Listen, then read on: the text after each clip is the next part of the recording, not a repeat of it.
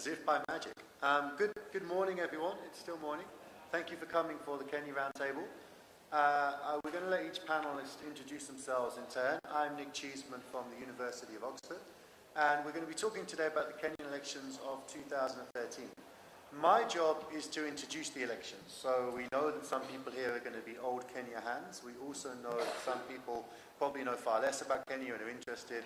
My job is to try and get us all onto the same page in terms of the build-up to the election, how the election actually happened, and then I'm going to pass over to my three colleagues who are going to fill you in on different aspects of the election, and we're going to try and leave plenty of time for discussion at the end. So, what do you need to know about Kenya to understand the Kenyan elections? Like most of Africa, it's hard to understand Kenya in the short term. You need a little bit of long-term history, and you need this in the Kenyan elections of 2013, particularly because this is a confusing election, right? This is an election in which Uhuru Kenyatta and William Ruto, supposedly enemies in 2007, leaders of communities that fought against each other in 2007, end up on the same side campaigning under the banner of the Jubilee Alliance. And how that happens and why that happens is critical to understanding the dynamics of the election and also the outcome of the election. So I'm going to start by talking you through a little bit of Kenyan history, and I'm going to do it from the point of view of coalition politics. Right? Coalition politics is essential in Kenya. No ethnic group is more than 20-25% of the population. So if you want to get to 50% plus one, as you had to in this election due to a constitutional change, you need to knit together a multi-ethnic coalition. You need to bring in leaders of different communities and be able to reach out beyond your home base. And as a result, Kenyan politics has had a history of coalition formation. Broad, complex coalitions, and in many cases these coalitions fragment after one election, reform before the next election, and so you have a kind of musical chairs in which over 3 or 4 elections pretty much every leader has stood on the same platform as another leader at one point or another. How does this play out? Well, 2006, 2007, the infamous election in Kenya, we had an opposition, a strong united opposition that had won a successful campaign to defeat the government's referendum and the constitutional debate. Out of that success in the constitution, they decided to contest the elections together with a newfound sense of confidence and purpose, and they were led by Raila Odinga, the Luo leader, son of Oginga Odinga, and then he was supported by what he described as a pentagon of leaders, presenting himself as the first amongst equals. And these included figures like William Ruto, the Kalenjin leader, Charity Ngilu, the Kamba leader, Musalia Mudavadi, Luya, and Najib Balala of the coast. The idea being that this was a party for all of Kenya. At that time, there was a third-party candidate also, Kalonzo Musyoka, who broke away. He was with this opposition coalition, but broke away to become the third-party candidate. And the Party of National Unity, this was in effect at that point the establishment party, the party of Mwai Kibaki, also supported by Uhuru Kenyatta. Compared to the multi-ethnic complex alliance that Raila put together, the Party of National Unity looked at that time to be a pretty heavily Kikuyu party. It looked pretty anemic. It led to the election becoming, in many people's eyes, a contest of everyone against the Kikuyu. And that's partly why this election became so tense, so difficult, so problematic, and ultimately one of the reasons, one of the many complex reasons, why we saw post-election violence in early 2008. This was effectively a two-horse race, Kibaki versus Odinga, a very, very close contest in which the final result is still in a sense unknown, but was within 200,000 votes either way, and Kalonzo Musyoka was essentially a big part player, winning 5 to 10% of his vote consistently in Canberra areas. So what happens as we move forwards? Well, the first thing that happens is that the Kibaki side win the election under extremely controversial circumstances. Kibaki is declared the victor by the Electoral Commission in conditions under which most of the election observers have already raised concerns about irregularities. The opposition Orange Democratic Movement had already stated they thought the election was unfree and unfair. At a certain point, all of the election observers were cleared out of the International Conference Centre where the vote was being tallied. All of the private media was kicked out, and the Kenyan Broadcasting Corporation was the only channel to broadcast the announcement that Kibaki had been declared president. Following that, as many of you will know, there was a period of intense clashes in certain parts of the country, and it's important to note that while this was on an unprecedented geographical scale, it was still relatively limited. Heavy in the Rift Valley, in certain parts of Nyanza, in certain parts of the coast, and in certain parts of Nairobi, in particular the Kibera slum. but large parts of the country were actually peaceful. That was then resolved by the formation of a government of national unity, which brought ODM leaders into an alliance with the Party of National Unity. Kibaki retained the presidency, but Raila Odinga became prime minister, and we had a broad coalition government, which some liken to the government that ran the one-party state. What happens next? Kalonzo sells out his opposition leaders to take his support over to Mwai Kibaki. So we have first shift is that the third place candidate in the election translates his 10% of the vote in a small number of seats into the vice presidency. William Ruto then jumps ship. Why does William Ruto jump ship? Well, in the post-election violence, the number of key political leaders are accused of having organised the violence, organised militias. William Ruto is accused of organising what's now called by the International Criminal Court a Kenyan network. Uhuru Kenyatta was accused of mobilising Mungiki militias and other Kikuyu groups in retaliatory attacks against Kenyan networks. So what you effectively got was two political leaders, very influential, both prosecuted at the International Criminal Court, and this gave them common cause. It gave them a reason for seeing their interests as being tied together. Both of them had an interest in preventing reform and in ensuring that there were not prosecutions of post-election violence. So Ruto, as also having increasing personal difficulties with Odinga, splits and joins the other camp.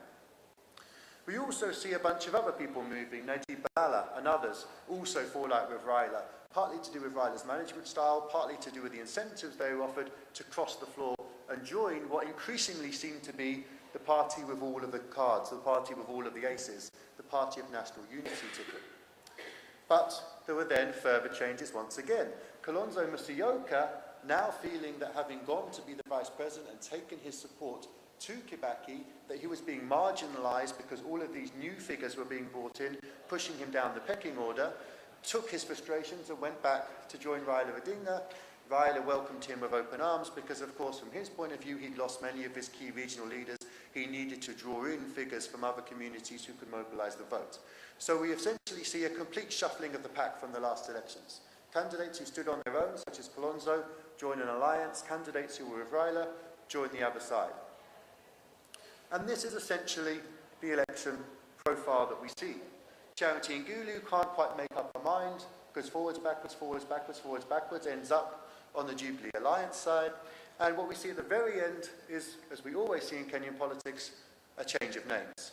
So the ODM, the Orange Democratic Movement, joins a broader alliance, which is now called the Coalition for Reform and Democracy, and the party that used to be the Party of National Unity disappears, but many of the figures within that, many of the senior Kikuyu establishments, become part of what's called the Jubilee Alliance. Mwai Kibaki cannot stand again because he served his 2 constitutional terms in office, but he is succeeded by the person many people see as his hand-picked successor, which is Uhuru Kenyatta. At the very end of this process, there was a complication.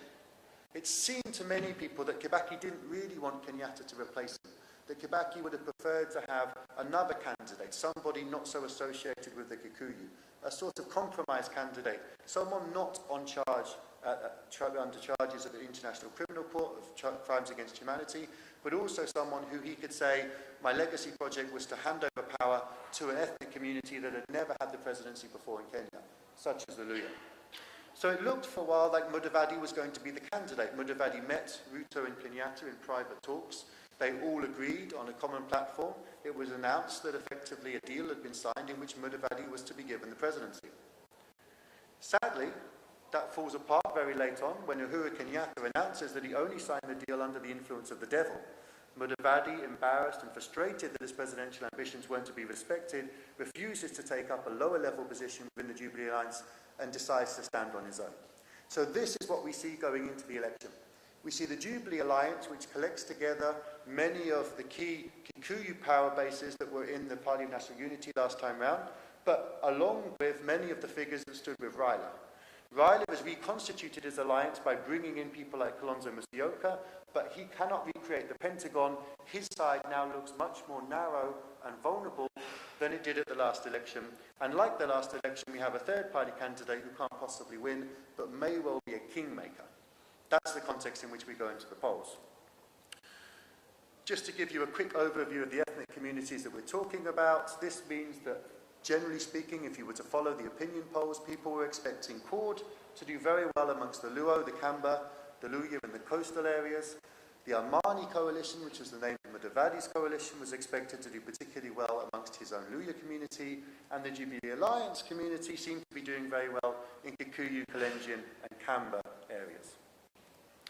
What was the institutional context for this election? Well, it was quite exciting.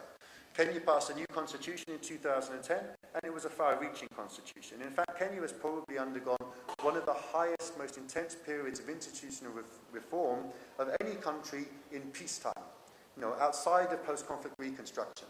We're talking a newly reformed police force with a new unified structure. Not much progress so far, but the structure's been put in place. The Constitution sets up a new Supreme Court with the right and power, and this is very important, to hear electoral petitions. So henceforth, electoral disputes will be heard by the Supreme Court. It also paves the way for the creation of a new electoral commission.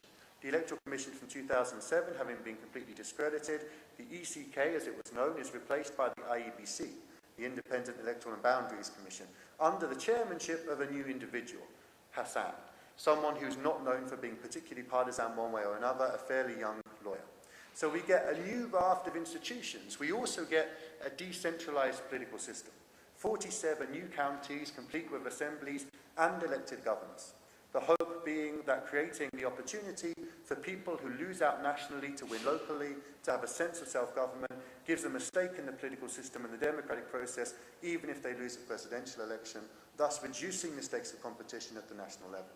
So a really far-reaching process of institutional change. The IEBC, from the electoral point of view, is one of the most important decisions.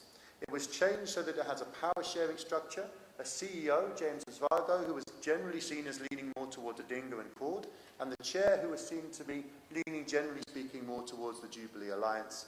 It's unclear to what extent those were assumptions of the media rather than actually leanings of the individuals concerned.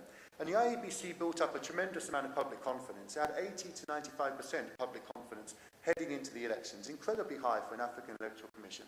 Partly as a result of the fact it was new, partly as a result of the fact that it actually had a series of effective by-elections, but also because it introduced electoral technology.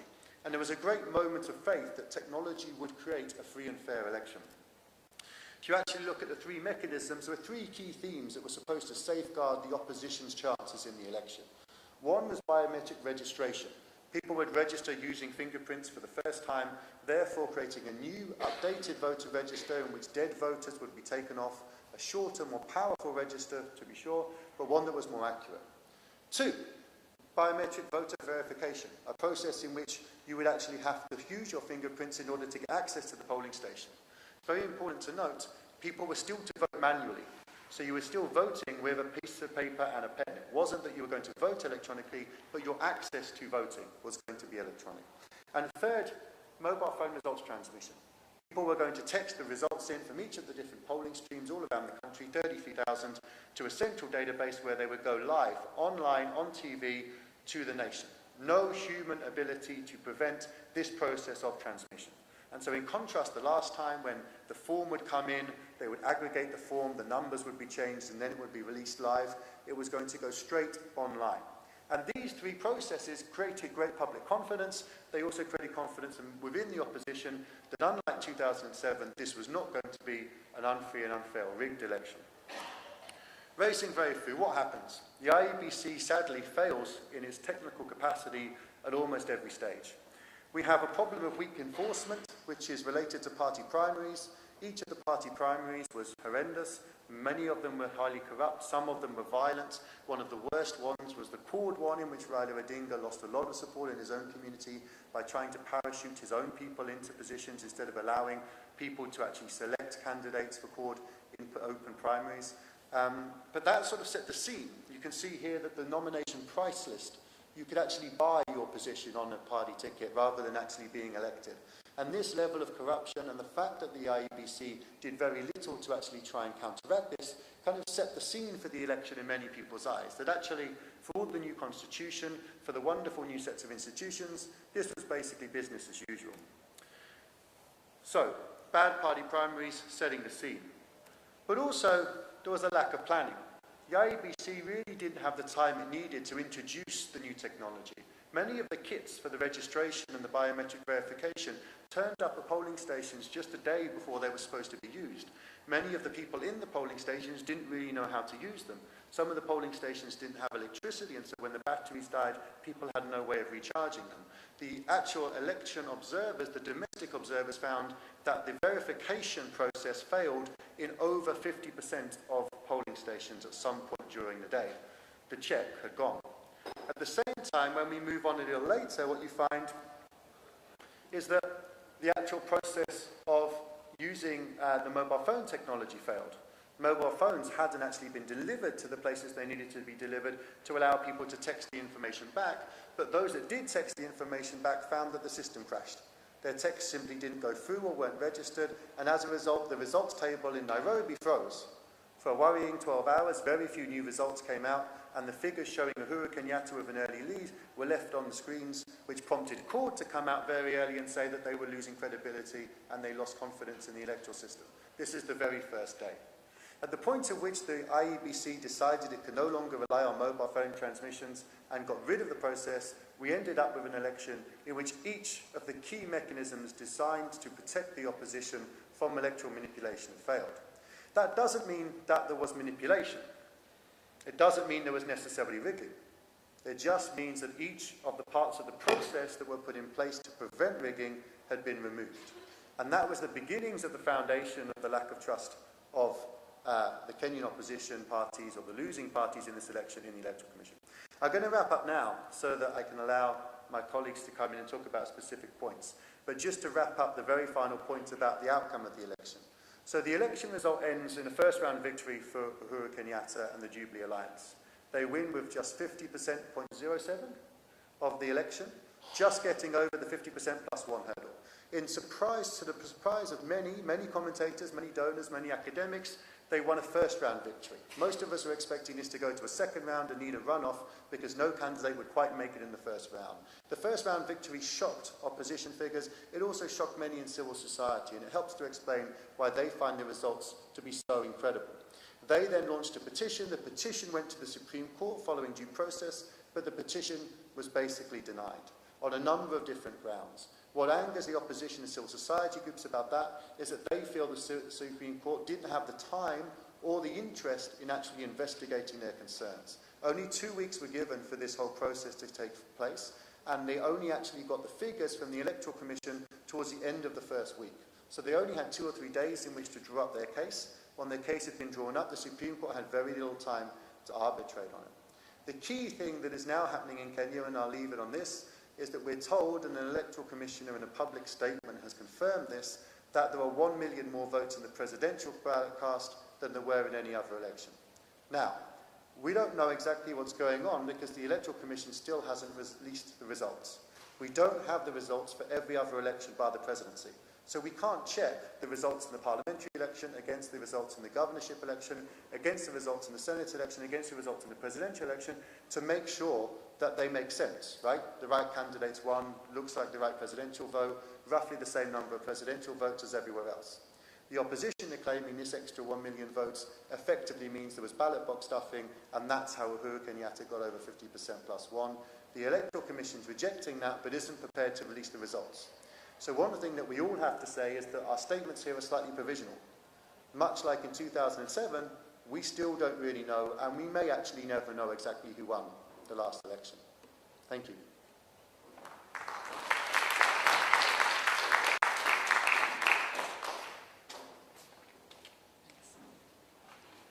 So following Nick's introduction, I'm going to focus on the Jubilee campaign, because as Nick said, there's lots of question marks surrounding the final results, especially, as Nick said, because the other 5 elected posts have not been released. But one thing that is clear is that Jubilee did particularly well in former Central and Rift Valley provinces, among the Kikuyu and Kalenjin communities, who came out in large numbers to vote for Uhuru and Ruto. And this is particularly interesting for a number of reasons. One is the history of election-related violence between the Kalenjin and Kikuyu. Second, as Nick said, is the fact that Uhuru and Ruto are charged with crimes against humanity for organising violence against each other's support bases in 2007-2008. And there are various factors which help explain Jubilee's success in mobilising the Kalenjin and Kikuyu vote. In short, they ran a very well-funded and slick campaign that had clear overarching narratives that included both positive and negative elements that encouraged people to vote for them and against Raila. It was as much about who you were voting against and didn't want to get into power as it was about who you wanted to become the new president. So to focus, as I said, on I'm going to focus on the Jubilee campaign, but given limited time, I just want to focus on one aspect of that, which is how Yuhu and Ruto managed to turn the charges against them at the International Criminal Court from a heavy burden into part of a winning campaign strategy. So I'll focus on the ICC aspect. So both cases at the ICC focus on the post-election violence of late 2007, early 2008, which led to the death of over 1,000 people and displacement of almost 700,000 others. In case one, William Ruto, a prominent Kalenjin politician, and Joshua Arap Sang, a radio presenter for a Kalenjin vernacular radio station, faced charges for their alleged role in inciting and organising targeted attacks in parts of the North Rift by largely Kalenjin ODM supporters against neighbouring communities associated with Kibaki's PNU, most notably against Kikuyu. Then in case two, Uhuru Kenyatta, the son of the first president, faces charges of crimes against humanity for his alleged role in organising revenge attacks by Kikuyu youth against communities associated with ODM, including Kalenjin, in Nakuru and Naivasha towns in the central Rift Valley. And it was only after charges were announced against Kenyatta and Ruto that they came together politically, leading many to denounce the coalition as a political marriage of convenience or an alliance of the accused.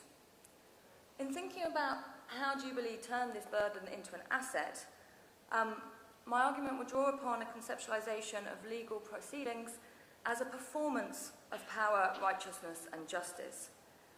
So, for example, in talking about the Nuremberg trials, Lawrence Douglas notes, and here I quote, "The trial was understood as an exercise in the reconstitution of the law, an act staged not simply to punish extreme cases, but to demonstrate visibly the power of the law to submit the most horrific outrages to its sober administrations. In this regard, the trial was to serve as a spectacle of legality, making visible both the crimes of the Germans and the sweeping neutral authority of the rule of law." And having watched the former ICC prosecutor Luis Moreno Ocampo in various press conferences, he clearly sees the ICC's role in a similar fashion. So with regards to Kenya, and in the context of a history of election-related violence in Kenya, but also problems around that time in Zimbabwe and Cote d'Ivoire, Ocampo emphasised the need to tackle a culture of impunity and to make an example of Kenya, to show how seriously the international community took such outbreaks of violence. And initially, the aim seems to have been to use the threat of the court as a means to encourage Kenyan politicians to set up a special tribunal. This strategy failed, so the focus shifted to actually having trials at the ICC. However, instead of providing an example of international righteousness and justice, Uhuru and Ruto managed to reframe the ICC story, at least in the eyes of a significant number of Kenyans, into a performance of injustice, neo-colonialism, and as a threat to the country's sovereignty, peace, and stability. So basically, the Jubilee argued that the cases were marked, first of all, by poor investigations, secondly, by a failure to confront those most responsible, third, by political influence and bias, fourth, by a misunderstanding of what had occurred and thus faulty conclusions regarding individual and collective guilt, and finally, by an overemphasis on punitive justice to the neglect of peace and reconciliation. In turn, Jubilee presented itself as being under attack, and on the one hand as being in need of people's support and defence, and on the other hand, as being strong, confident, and defiant. So first of all, Jubilee's criticisms draw on the fact that the ICC carried out fairly limited investigations, and instead, and particularly in the initial phases, drew heavily from earlier investigations conducted by the Kenyan National Commission of Human Rights and the Commission of Inquiry into Post-Election Violence, or the WACI Commission, both of which were in turn seen to have conducted fairly limited investigations and appear to have been biased in various ways. Second, Jubilee loyalists questioned whether the ICC was really focusing on those most responsible. Here, emphasis was placed on the fact that the 2007 election was between Mwai Kibaki of PNU and Raila Odinga of ODM, and that they therefore bear the greatest responsibility. And here, a lot was made of the fact that it was Raila who'd called people out onto the streets and had rejected the results in 2007, which had triggered the post-election violence. And with regards to Kibaki, a lot of emphasis was placed on meetings that were said to have happened at State House, where some of the organisation of the revenge attacks in Nakuru and Naivasha towns took place.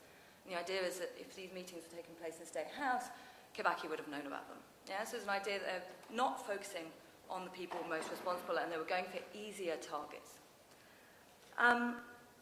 In turn, Uhuru Ruto's troubles at the ICC were cast as political and as something that had been pushed by Raila and his Western allies, who were using the court to target leaders in Africa to the neglect of atrocities in other parts of the world. And this narrative drew upon the fact that, first of all of the ICC's cases to date have been in Africa, and secondly, by kind of more local level narratives. So, for example, initially a lot was made of the fact that Obama traces his Kenyan heritage to the Luo community, in the same community as Odinga, and most Luo names begin with an O. So there's an idea that Ocampo was also somehow a Luo, and was in this move with Odinga and Obama to try and make sure that their man got in, and that they sidelined Kenyatta and Ruto. Here they were helped by some fairly unhelpful comments from the international community, such as Johnny Carson's famous "choices have consequences" comment, that allowed Uhuru and Ruto to argue that the West was campaigning for Raila and trying to foist their choice on the Kenyan people. This message had very strong appeal to Kenyans, given a history of colonialism and the often hypocritical, patronising and unhelpful interventions of external donors. And you saw quite interesting shift in the opinion polls and a swing towards Uhuru and Ruto and Jubilee following some of these comments by people in the international community. And you could see a clear impact that these were having, pushing people towards the Jubilee Alliance. This assessment of political interference gained further credence through the development of communal narratives that portrayed Uhuru and Ruto as leading community spokesmen who needed and deserved local support. So within the Kalenjin community, an argument emerged that cast the ICC's charges against Ruto and Sang as an indictment of the whole community. So in short, during the confirmation of charges hearings, the ICC prosecutor was seen to have argued that all of the post-election violence in the Rift Valley was organised prior to the election, and that it was organised by a so-called Kalenjin network and carried out by Kalenjin warriors. However, even for Kalenjin who recognised that some of the violence was organised before the elections, they emphasised that in other places, at other times and for other people, the violence was spontaneous, or at least organised in an ad hoc manner. In addition, the idea of a coherent Kalenjin network that links politicians with business people, media personalities, church leaders and so forth, and of Kalenjin warriors as a kind of ethnic militia that links Kalenjin youth together against the Rift Valley, as argued by Ocampo, makes very little sense to people on the ground. So this disjuncture between Ocampo's arguments and individual and collective experiences of the post-election crisis is, I think, of critical importance, as it helps explain why Ruto was able to dismiss the ICC investigations as having been poorly conducted, and the charges as politicised and biased. In contrast, many in the Kikuyu community maintain that in early 2008, the country was at war with Kikuyu targeted across the country. In turn, many Kikuyu who I interviewed in Rift Valley and Central in the run-up to the election argued that either Uhuru was innocent and the violence in Nakuru and Naivasha towns was spontaneous, or that if Uhuru was guilty of organising revenge attacks in Nakuru and Naivasha towns, then these were actually acts of self-defence which helped bring the violence to an end and force people to the negotiating table.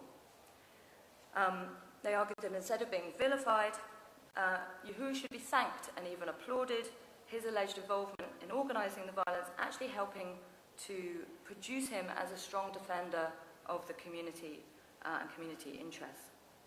And this links with a final critique, which is that the ICC had overemphasised punitive justice to the neglect of peace and reconciliation. So in turn, Uhuru and Ruto were cast as the only people who could unite Kenyans, and particularly the Kalenjin and Kikuyu communities, and thus ensure peace. And this was particularly important for residents of the Rift Valley, where elections had become associated with cycles of violence, which largely pitted members of the self-defined local Kalenjin community against Kikuyu neighbours. And with the post-election violence of 2007-2008, also leading to significant displacement, death and hardship amongst the Kalenjin community.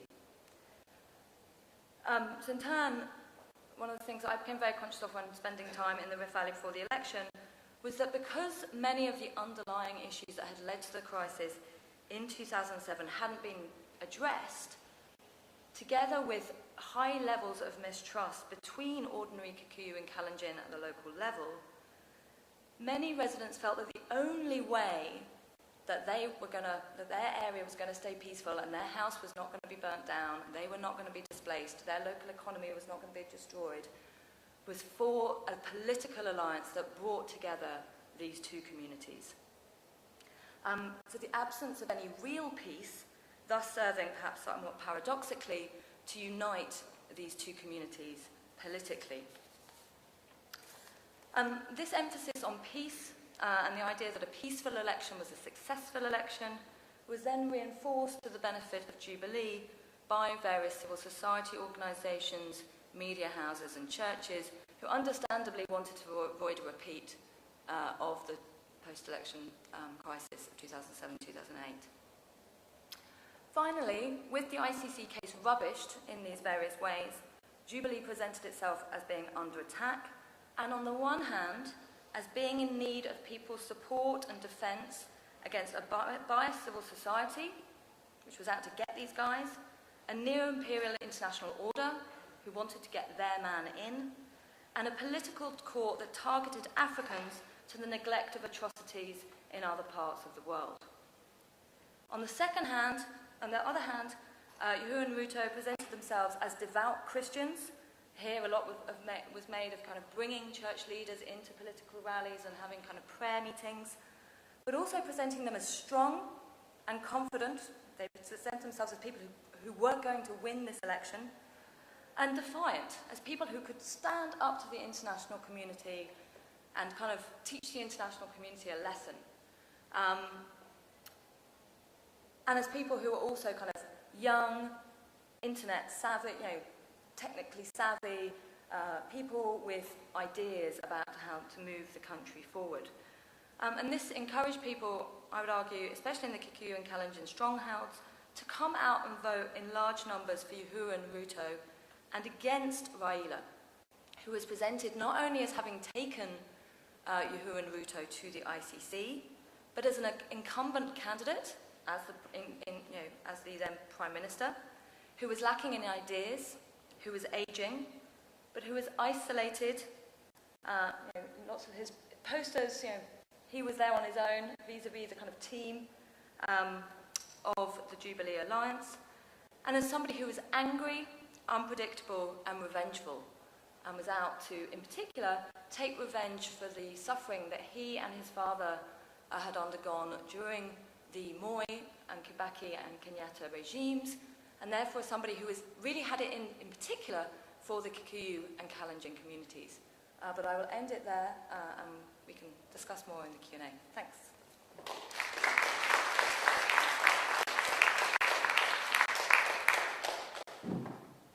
Okay, it seems to work. Thank you very much. I'm Anders Sjögren of the Nordic African Institute in Uppsala and the Department of Political Science, Stockholm University, Sweden. In the programme, it is stated that I will speak on Kenya's first ever county level election and compare them to the presidential and parliamentary elections. Why devolution? Why local level elections? As Nick said, the introduction of devolution is probably the biggest, most important change following Kenya's new constitution in terms of changed state structures and political system. Expectations have been high and so have stakes. Therefore, it's important to interrogate what happened. I was rather pressed for time when trying to prepare this end-of-term stuff and all that, you know. In that regard, I received some help from an unexpected quarter, the IBC. As Nick mentioned, close to 4 months after the elections, they still haven't released the full and final results, which saved me quite some number crunching time. More seriously, this has, as Nick again said, renewed and deepened suspicions around the results, compromised the credibility of the results. In essence, and this is a general word of caution, I wish to repeat it, we simply can't be sure of how many people voted and for whom. Having said that, what do we have? We have a list of elected governors, and I don't have a PowerPoint, but it's fairly easy to summarize. Compiled by party or coalition, it reads roughly like this. Now, there are 47 counties, with a governor each. It's fairly even. Court has 23 governors, if I recall correctly. Jubilee plus Amani, that is Mudavadi's group, together have 21. And of the 3 unaffiliated, 2 are fairly heavily Jubilee leaning. The only case I would describe as possibly difficult to place or only genuinely unaffiliated is Moses Akaranga in Vihiga. I don't know whether you agree with that. But it's fairly even. We can, of course, speculate whether alliances will hold, whether individual governors, especially those of smaller parties, will remain faithful to the alliances and so on. And a final caveat, the results of about 20, I believe, gubernatorial elections are being challenged in court to be heard by October at the latest. Now, how did it play out geographically? Rather unsurprising, it corresponded with the expected strongholds. For those of you who know Kenya, I will discuss this in terms of the formerly outdated but still useful provincial and sub-regional terminology, starting with CORD, ODM and affiliated parties, one in Nyanza, parts of Western, Coast, and that big prize, Nairobi, and some outliers, Turkana, Marsabit, and Wajir. Wiper won the Ukambani counties, plus a few at the coast and northeastern, that is Tana River and Garissa. On the Jubilee side, TNA and affiliated, as expected, swept the Gema areas. URP won the Kalenjin areas, plus Narok, Samburu, Isiolo and Mandera. KANU had West Pokot. Newfold Kenya took Bungoma.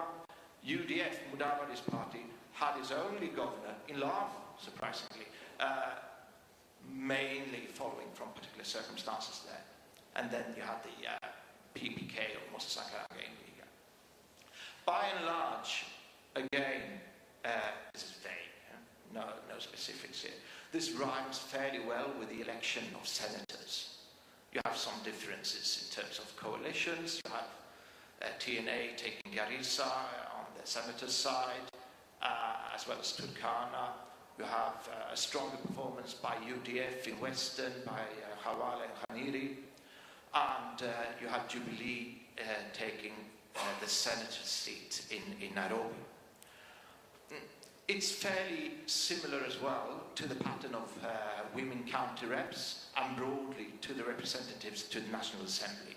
Again, stressing this, a closer examination will of course have to wait until we get the figures. So much for the summary rather than the analysis of the county elections. The more significant and difficult question is the future of devolution. That is the reason as to why this should matter at all. Again, necessarily speculative. Everyone knows that this matter is politically contentious. Legally, of course, it was supposed to be settled with the promulgation of a new constitution. However, it is no secret that powerful political figures, especially those close to Uhuru, are not entirely enthusiastic about devolving power and resources to the counties. Only over the last few weeks there have been a number of issues that touch on this. For instance, the division of revenue bill, how to divide revenue between the centre and the counties, signed by Uhuru, bypassing the Senate. Rumours about introducing a bill to scrap the Senate altogether.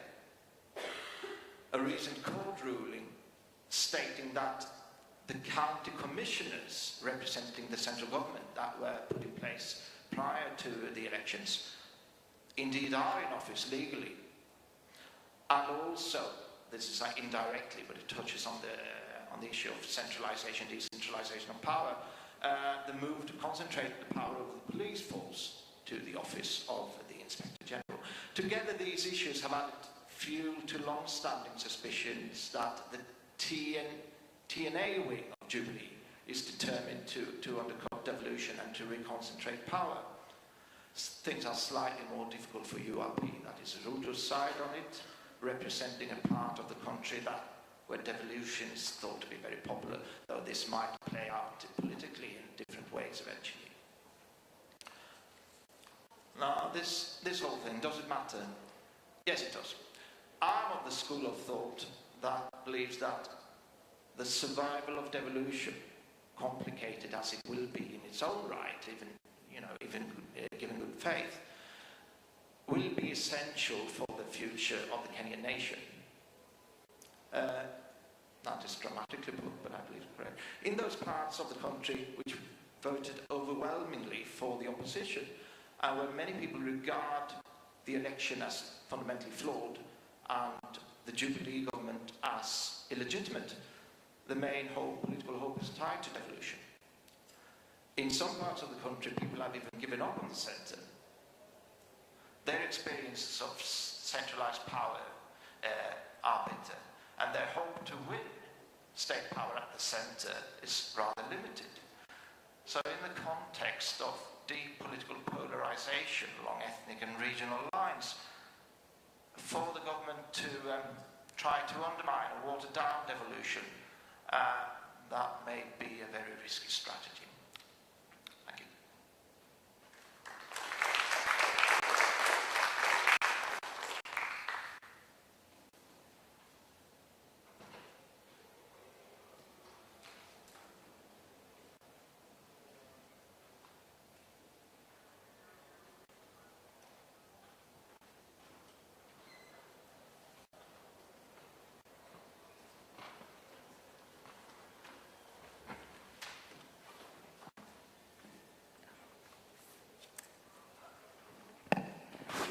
Hi. So since I'm going last, I wanted to make sure that I was covering stuff that other people had not gone over.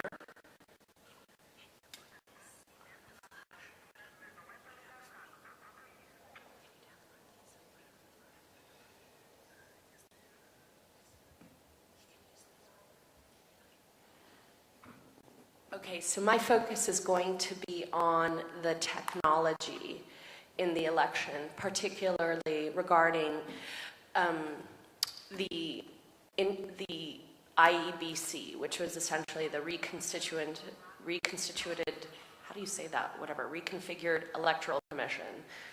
And I think that one really big point that I want everybody to think about when we talk about technology in this election is why, in particular, Ghana and Kenya have been moving towards technology as a way of trying to strengthen the credibility of their elections, but also does that then move our focus away from the key processes and institutions that matter? So when you think about the technology that was used in the election, Professor Cheeseman has given us a nice overview. And three of the types of technology that were attempted were registering people electronically with the biometric voter registration, but also there was at the actual, and I have photos of this if we can get my PowerPoint up, but when you actually went to vote, you know, as he mentioned, your vote was supposedly going to be verified electronically. And then finally we had the cellular phone transmission. So just to elaborate on what he said, why did we see a massive breakdown in the technology during the 2013 Kenyan election? Well, there's a variety of factors that contributed to this breakdown. Some of them were institutional factors, and some of them were technical factors. So I think both of those aspects, technical and institutional, really need to be considered when we think about why these technologies succeeded or failed in the 2013 election. So one of the things that happened in the IEBC procurement process was that in the 2010 Constitution, in the constitutional referendum, which everybody agrees went fairly well and went fairly smoothly, they did try to pilot some of this technology. So there was some electronic registration during the constitutional process. And this was the period, the interim commission. So in between the old ECK and the new IEBC. But one thing that went terribly wrong before we even got to the election was procurement, as Professor Cheeseman hinted at. So this, to me, is like an institutional problem, not a technological problem, because there was an opportunity to take enough time to do this procurement correctly. Now, let me preface this by saying that I think this move towards technology to ensure the credibility of voting is not the move in the right direction. It's not the best way to enhance the credibility of the vote. So let me start with that caveat. Like, as a student of technology, I don't think this is the right direction to go to get a free and fair election and a clean vote. Adding more technology doesn't guarantee you that. We'll talk about that more in a minute. But assuming you believe in that, assuming that you believe that you can add the technology and that will improve your outcomes, a big blunder that was made was that procurement was done very rapidly. It was secretive, and there wasn't high transparency in the procurement. So at the end of the day, the BVRs that were procured, the biometric voter registration machines that were procured, were done very hastily. And as we've heard, this created, essentially a domino effect of technological problems. But the big problem at the very beginning was a messy, secretive procurement process. And so, given that sloppy procurement process, there was very little time to train the people about how to use these machines. So, you have hundreds and maybe thousands of IABC staff who really need to be trained how to use the registration technology as well as the cellular phone transmission. They didn't have enough time to do that. The procurement really was completed like about a month before the election, so there just wasn't time to train people. In addition, there was a big problem because And this, to me, is really, again, an institutional problem, not a technological problem. Like, yeah, we know that on the day of the election, that the cellular phone's transmission broke down and that the BVR stopped working.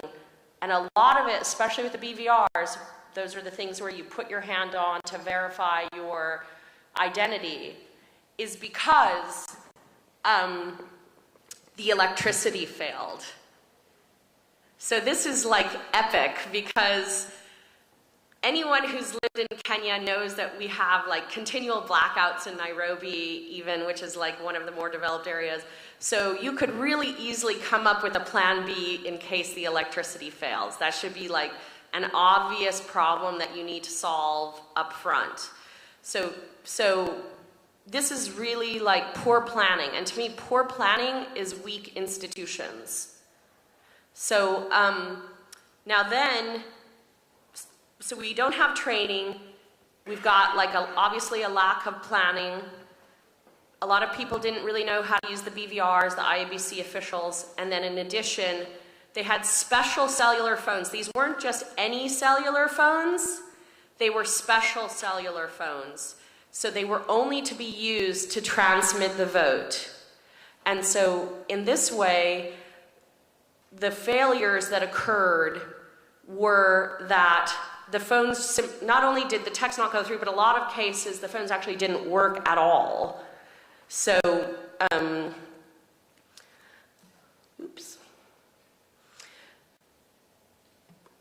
now what's important to understand is that the vote in this particular case, as we've heard, was backed by a manual voter register.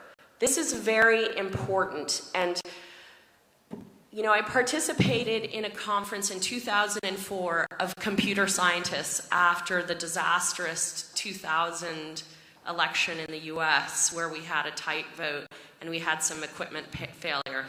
And one of the things that a lot of the computer scientists mentioned was that what the proceedings decided at the end of the day is that, you know, when you add technology, what you're adding is the possibility of a much more complex failure. So you may enhance speed and you may enhance flexibility, but you also are dramatically increasing the possibility of a very complex failure. And this is exactly what we saw in the Kenyan election. And what those computer scientists advocated is that it's really important to have a paper backup. So this goes to kind of my big overarching point that I want to make today about the IABC and technology in the Kenyan elections, and based on the advice from the people this morning on how to write an article, I want to link this overall to elections in Africa, that, you know, let's think hard about why are we using technology in elections. To speak to the anthropologists out there, are we responding to an imaginary of modernity? Because many developed countries do not use these BVRs and stuff, so why do we have this imaginary that if we add a new layer of technology, it'll enhance our vote? Secondly, let's get the fundamentals right. You know, when I'm a teacher, most of you are teachers, so it's really important that you can add or do multiplication tables in your head before you get the calculator. Are you getting me? So a big caveat I want to say is, let's get the fundamentals right. So one of the things that I did that let me really see the BVR failing in person and see the cellular transmission failing in person was that I went to 6 polling stations, and then I went to the constituency level and BOMIS. So I wanted to just try to give you, if our computer will let us look at the equipment, and it's not really trying to let us look, give you a sense of kind of what we're talking about here. So in this picture, you can see the manual voter register. It's a little fuzzy, the computer isn't letting me see my pictures, but this is the manual voter register. You can see the pictures of people. So what would happen is, in an ideal situation, you would go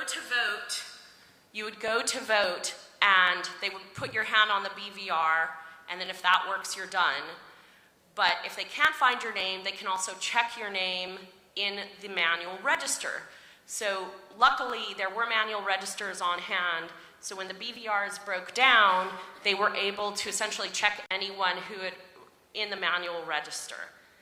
So, and an interesting, look, I don't know if this point is valid or not, but I thought it was interesting that Isaac Hassan made. Did you guys hear this? He was like, if you're disabled, you're not going to be able to use the biometric voter register anyway. And I was like, I hadn't thought about that, but that's actually kind of a clever point.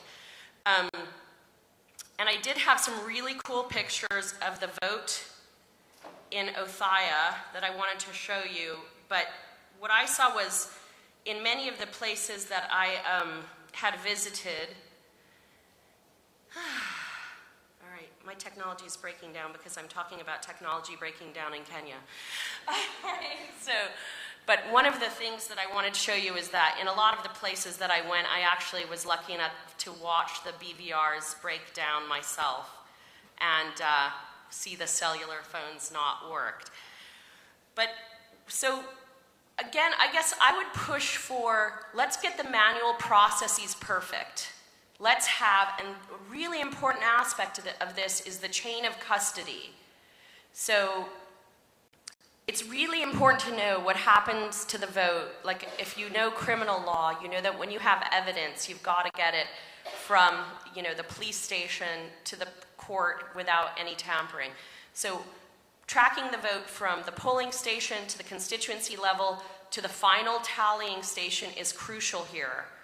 And I'm not sure that we did a perfect job, the IABC did a perfect job of tracking between the constituency in particular and the final tallying. So the chain of custody, that's an issue of having a very transparent mechanism of moving the votes from point A to point B. Everybody knows who's controlling that transmission and that transportation, and we have a way to audit that. And again, we need to focus on the processes and institutions. So what that means is strengthen the institutions so they can do their job correctly, and that includes releasing the votes so we can count them, which hasn't happened yet from the IABC. Thank you.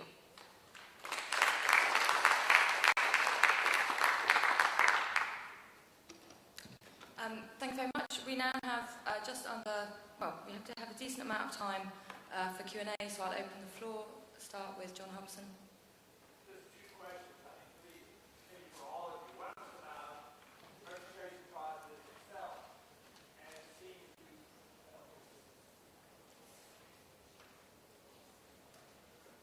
about the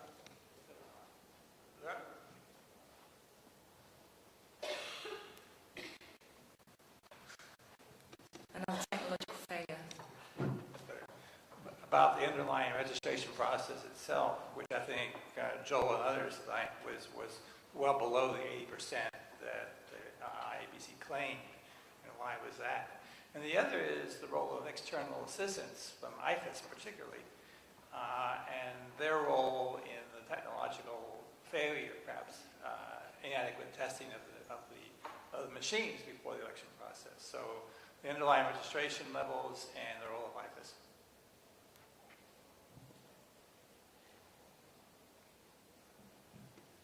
Was there any other?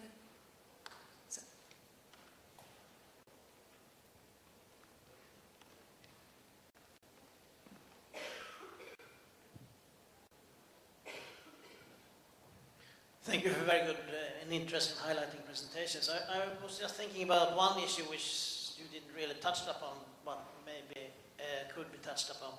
And I think the first presenter, when you give the context of the election, you compare the 2006 and the 2006-7 elections and the recent elections. Your map is very interesting, how people move back and forth. I don't know very much about Kenya because I work in Tanzania, but could you see any development of the use of ideology or ideological differences between the party, or was it purely based on personality and identity? Or do we see a move towards a more developed or mature political landscape using ideas rather than identity as a moving factor.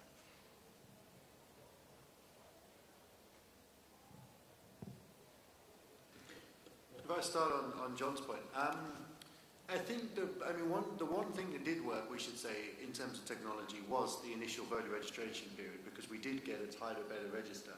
And that means that if there was election rigging, it probably happened in different ways, in some ways, than it happened before. Maybe we're moving the rigging around. But I think the register was better than it's ever been before. In terms of being below 80%, I don't see this as being that big a deal, personally. It's the most people that's ever been registered for election in Kenya, right? And you have to put that in context. It's not only the most people that's ever been registered for an election, but we lost about 2 million dead voters. So it's 2 million more than, at least 2 million more than they've ever registered before. And in that sense, it could be seen as being a success, right? Now, of course, it would be great to register 80-90% of the population consistently rather than registering what we're typically registering, which is more like 60 to 80% in Africa. But there were a lot of barriers there that weren't barriers of the Electoral Commission. So if we're talking about apportioning blame, partly the process is about getting an ID card. You need to get an ID card in order to register. The ID card is controlled by the government, not by the Electoral Commission. So there's a structural barrier there that creates an issue. Another factor is that many of the people that you would talk to or you would get in opinion polls who are desperate to support one candidate or the other haven't actually bothered to go and register, right? It's not all about the commission to get people to go. People have to want to go to the polls and actually register themselves. I also think, my sense is that they did a reasonable job. They actually registered more people per day than almost any other African country. They all registered a phenomenal number of people per day. The problem was they weren't open for very long. And one of the reasons for that was the procurement process that Warigi was talking about. Effectively, it took so long to buy the equipment and get the equipment in place, the period of voter registration was incredibly tight. Had they simply gone on for another 2 or 3 weeks, they'd probably been up near 17.5 million. So there's definitely lessons that can be learned. There's definitely things that can be done. One thing I would say in terms of whether this has affected the outcome of the election is that the basic split of registration was broadly similar to previous years. In other words, more people registered in the home areas of Uhuru Kenyatta and the Jubilee Alliance than in cord areas. So the Jubilee Alliance had a natural advantage going into the election that there had been higher turnout in the registration process in their communities. But if you look historically, that's exactly the same as 2007. So cord were disadvantaged, but no more than they had been in the past. And there are good reasons, just to finish this point, there are good reasons for thinking that that's not just about unfair electoral advantage. Right? Central Province, where Kikuyu community is strongest, is one of the closest to Nairobi. It has one of the best infrastructures. It's one of the wealthiest provinces. There are good reasons for thinking that you might get higher registration there and it not just be about the Electoral Commission trying to warp it. On IFIS, and I'll end with this, I think it's very difficult to know. I think some of the top people in IFIS, for example, Mike Yard, were telling us and donors before the election that key parts of the process were very vulnerable. They were very worried about using the technology. They said that they thought some parts of the technology might fail. On the other hand, through IFIS, some of the donors seem to have been much more confident in the electoral process more generally than clearly was merited. Right? We had a process in which things fell apart. We haven't even really talked about how badly things fell apart. You had a situation in which at one point the Electoral Commission was talking about announcing the result at 11 o'clock the next day, and the figures on the screen kept adding up to the point where they'd announced the election result by 3 in the morning when everyone was asleep. The process actually descended into farce. But how much of that IFIS were to blame for, how much of it was them desperately trying to keep a sinking ship above the tide line, is very difficult to say from the outside. I think what they would say is that when you get very close to an election and you have a choice of postponing the election or doing your very best, you do your very best. The thing that would concern me is that IFIS then invited Hassan, the chair of the Electoral Commission, to Washington to do a lessons learned session, and many in the opposition civil society in Kenya saw that as legitimating the chair and the IEBC and the election result before the full set of results had been announced. Their criticism, just to give it you, not to say that it's ours, is that IFIS is too close to the Electoral Commission and has an interest in people seeing the election as being a positive one, as do the donors who paid for it, and therefore they're not being as critical as they might be. Following on, I think for the donors and other external actors, and for many Kenyans, obviously many people wanted a free, fair and credible election, But the emphasis this time around was really on having a peaceful election and not repeating 2007, 2008. So even when it was quite clear that there were problems with technology, the fact that the technology was leading to such high public confidence rates in the IBC meant that people still thought that the technology was doing part of its job. So even if it all failed, it did lead to higher credibility rates. It led people to just trust the process more and made the likelihood of violence less likely. So even if it completely failed in one way, in another way, you can say it did help to meet one of the aims that people had set for it. And I think, the extent to which people regarded peace as a measure of success in this election comes out very clearly in a recent opinion poll where I think 56% of Kenyans said that they regarded the election as free and fair. Out of that percentage, when asked, why did you think it's free and fair, the most common response was because there was no violence. Yeah? Which is, I think, a very interesting insight into how people viewed this election. In terms of the ideological differences, yes, it's not just all ethnic politics and regional support bases and people telling, I'm your big man, come follow me into this party or alliance. But I think it's the way in which those ethnic identities and groupings are intersect with and are overlaid with the ideological discussions and ideas about protection and furtherance of interests. So if you think back to the 2007 election, ODM ran a campaign for change, for jobs, for the youth, for tackling poverty. But one of the main arguments they made about how they were going to achieve that is by stopping those Kikuyu guys from eating everything. Yeah? So it was a very clearly anti-Kikuyu dimension to that campaign, which then made it very difficult for Kikuyu to get on board with the ODM message. Yeah? So it was both ideological, it was about class, it was about generation, but it was also about ethnic identity. And I think you see a similar thing in this election. So if you look at kind of maps of Jubilee and Cord support, the Jubilee vote is heavily concentrated in the relatively more developed parts of the country that have enjoyed previous presidents, vis-a-vis the more marginal parts of the country around the periphery, which tended to support Cord. And this came out very clearly in the recent Truth, Justice and Reconciliation Commission report, where they placed a lot of emphasis on histories of marginalisation and perceptions of economic marginalisation, and all of the areas that they highlight supported Cord. Yeah? So there was a sense in which Raila was still regarded as, in certain quarters, as more reformist, more likely to bring about constitutional change, etc., etc. But then, for the Jubilee, he was cast as this angry, revengeful man who was out to target those individuals and, in turn, communities who had caused problems for him and others like him, which was recast by many of the Kikuyu and Kalenjin politicians as Raila being out against them. So here, things like the Mao complex became very important. So the Mao is this area of forest land that Raila was involved in, basically kind of moving people off because they'd been illegally or irregularly allocated land there.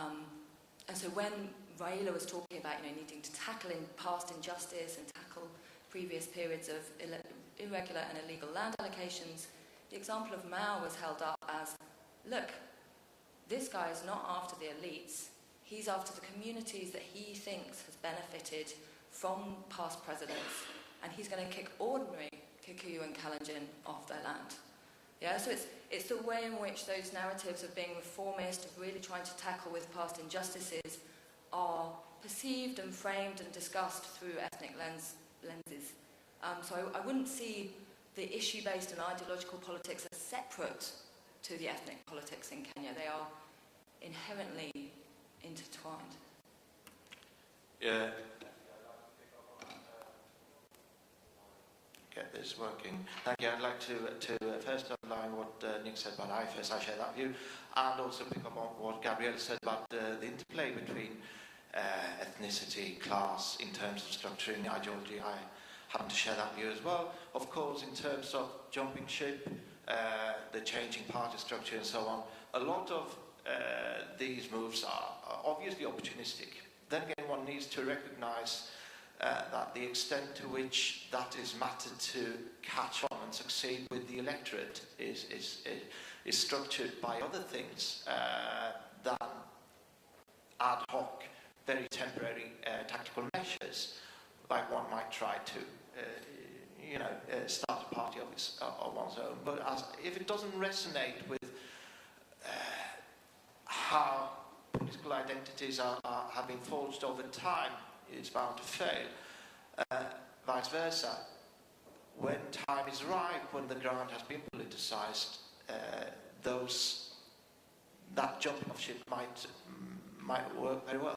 It'd be interesting, for instance, to look at the processes of changing political identities in Ukambani, for example. I suspect that a lot has been going on there in terms of, again, a mix of ethnicity and ideology, in terms of a politicization of, I'm guessing here, resentment against Kikuyus, which we have seen in other parts of Kenya for a long time. The Kambas, to use a cliche, have been seen as docile and so on, apolitical. But something clearly happened in the run-up to these elections. I've seen.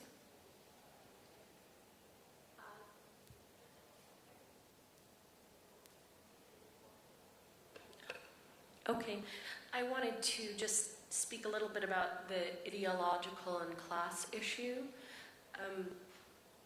I didn't mention this in my introduction because I didn't introduce myself, but to be transparent, I am part Kikuyu, married to a Kikuyu with 3/4 Kikuyu children. And one narrative that always makes me very unhappy, and that I thought was prevalent in the Western press during this election cycle, was the narrative of Kikuyu as this homogenous hegemon. And so I just wanted to emphasize that this is a fairly large group with quite a bit of heterogeneity, and with everything from people in the slums of Mathare to, obviously, right now, the State House. And that under Moi, in fact, Moi had his favorite areas and less favorite areas, and Moi was running the country for, over 20 years. And one of his missions was, well, I mean, we don't know if he just was somebody like Mobutu Sese Seko who doesn't like infrastructure and lets it decay, or it was more convenient to put the money in the bank account. But we saw a massive deterioration in infrastructure. And what that meant was that groups that rely on getting their crash crops to market via roads were very much disadvantaged in that time period. So I don't want to sound like I'm defending my ethnic group, but I do want to mention that it was really hard to get your crops to market under the Moi government. And I also want to mention on the issue of class that one story, which I think is an important one, and one narrative that I do believe is the one of a political class, where you have different individuals from different ethnic groups who are kind of the big man or the big woman of their ethnic group. And I think that in this election we actually saw a little bit more of issue-based politics than in the past. And in particular, Martha Karua tried to push a more issue-based approach, as well as Peter Kenneth and Oli Kiapi. So we are seeing a little bit of an emergence of ideology in Kenyan politics. It's not as much as I would like to see, but I'm looking over Kenyan elections for a 2-decade period. I'm seeing more of an expression of issue politics. I think we have time for the second round. Yeah.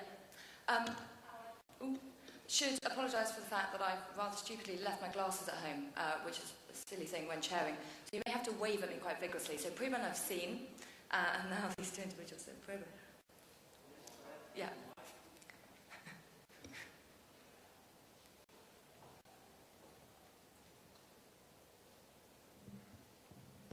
Now, I would like you to say a little bit more about the IEBC and the non-disclosure of full results, because Gabrielle talked about the prioritization of considerations of peace in the running of the elections.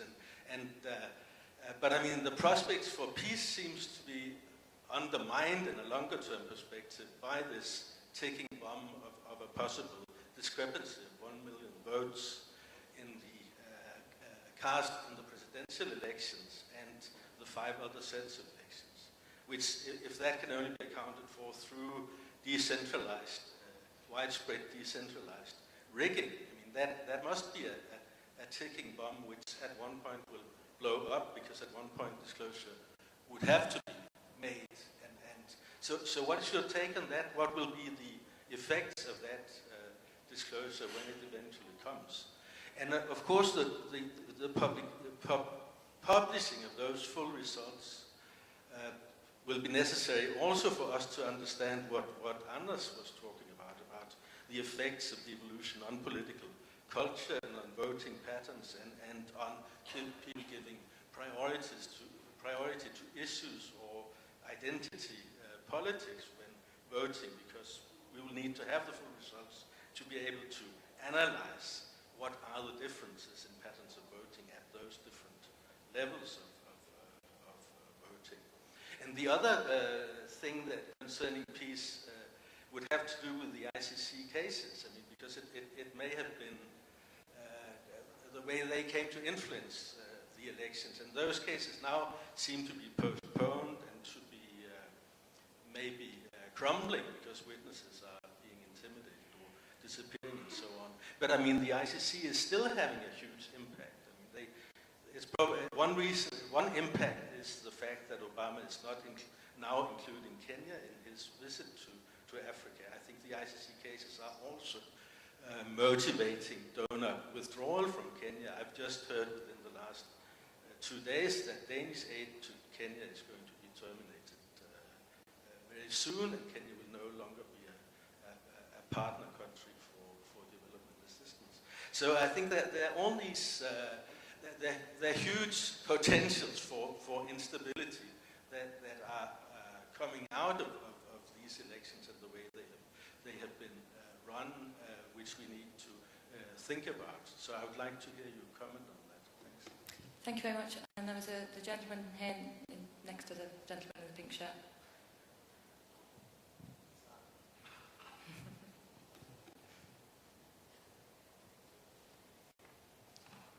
Okay, thank you. It's actually related questions on the role of the Electoral Commission. Having followed the Nigerian elections, especially 2007 and 2011, there are a lot of similarities that can be recognized, not least in the technology and short registration processes and things like that, where the Electoral Commission has been very central in the discussion about the independence of the Electoral Commissions. So I would like you to reflect on that. What is the status of the Electoral Commission, more or less, and also this dimension of technology, bringing technology as a way of adding a dimension of more complex failures, but also complexity in general, also adding new possibilities for rigging, perhaps, and harder to check. I mean, it's hard to believe that one wouldn't have thought of electricity, for example, like in Nigeria. Thank you. And then there was a lady here.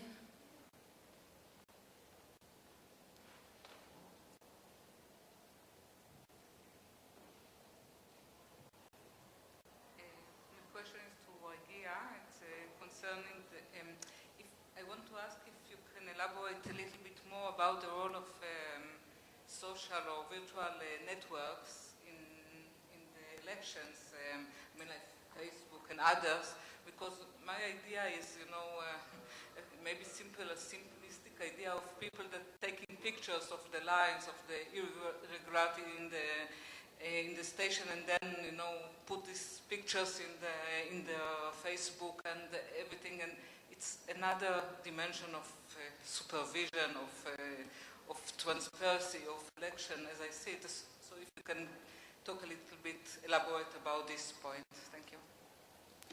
Well, we might take those three and then we'll have time for another round, because I've seen another couple of hands towards that end of the room. So if we go in the order of the papers again, so Nick. Okay, I'll just say something about the IABC and then allow everybody else to come in on all the other things. In terms of discrepancies, I mean, the most important thing is where they come from, right? If we see 1 million discrepancies in Central Province, we're in real trouble. If we see discrepancies everywhere and more presidential votes than votes in any other election in, you know, the Luo areas of Nyanza and Radinga strongholds as well, then it may be that the Electoral Commission can say, hey, everyone was doing it, it was roughly equal, it didn't affect the election outcome. So it really matters where they are. And what we know is that there's 1 million votes discrepancy. We don't know the location of those 1 million votes. So we have to be very careful. We're not saying there was rigging. We're just saying it's very suspicious that we don't get those results and they haven't been presented to us. But there could be an explanation. What would it mean if we do see that those votes are mostly in areas supportive of the Jubilee Alliance? I think it would be the end of the Electoral Commission. I think it would probably mean the resignation of the chair of the Electoral Commission. Over time, I think pressure would build. I think it would mean that there's a growing sense already within the opposition and many opposition areas that the election was not free and fair. As Gabrielle said, 56% of Kenyans think this is a free and fair election. That means 44% of Kenyans either think it wasn't free and fair or they don't know enough to make up their minds. If we have this outcome officially released, that's going to plummet. 56 is going to become 30. We're going to get to a situation where 2/3 of the people in the country don't think the government was legitimately elected, even though they're very happy it's a peaceful election. That's a very dangerous situation.